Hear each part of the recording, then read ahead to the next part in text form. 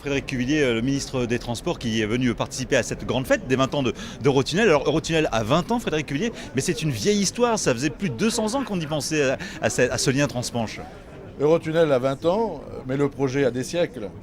Et c'est tout ce qu'il y a d'extraordinaire dans ce moment, qui est un moment anniversaire, montrer à la fois que la rencontre d'une volonté politique, Margaret Thatcher, François Mitterrand, Pierre Mauroy, la volonté, la mobilisation économique, les prouesses technologiques des hommes et des femmes qui ont permis de construire cela, a permis de rendre tout simplement réaliste ce qui était une idée, ce qui était peut-être un défi, et qui, pendant des siècles, par des centaines de projets, parfois les plus inatteignables, parfois les moins sérieux, mais qui toujours avaient la volonté de donner du sens à un rapprochement entre la Grande-Bretagne et la France. Nous trouvons juste devant la plaque commémorative de ce tunnel sous la Manche qui a transformé la région. De quelle manière le visage du littoral et de toute notre région a évolué grâce à ce lien transmanche?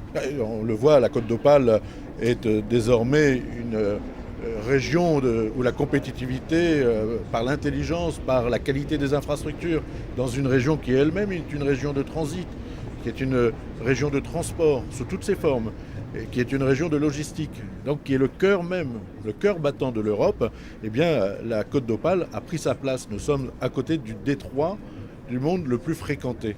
La mer et l'économie maritime, 95% de la marchandise est sur la mer, et donc de la richesse. Et dans le même temps, nous sommes dans ce lien, le lien transmanche fixe, qui, en 20 ans, a permis à plusieurs millions, des centaines de millions, 330 millions de passagers de passer ce qui était l'insularité britannique. Et quelle perspective d'avenir voyez-vous pour Eurotunnel, qui a connu des soubresauts, qui est aujourd'hui une entreprise, nous dit-on, en bonne santé? Quelles sont les perspectives pour les 20 prochaines années?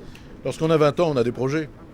Et les projets sont ceux de pouvoir répondre à ce qui est aujourd'hui une réussite, une croissance, et donc à la fois d'intensifier ce qui amène à l'augmentation des liaisons marchandises, mais aussi de rapprocher les principales capitales européennes, et de nouvelles destinations s'ouvriront dans les prochaines semaines et les prochains mois. Et puis, par ailleurs, la croissance doit nous permettre, il a fallu plusieurs siècles pour avoir le premier tunnel, il nous faudra quelques années pour penser à l'élargissement et peut-être au doublement du tunnel sous la Manche, mais ce n'est pas là une date qui elle-même serait inatteignable, c'est demain, et donc on s'y prépare. Frédéric Cuvillier, je vous remercie.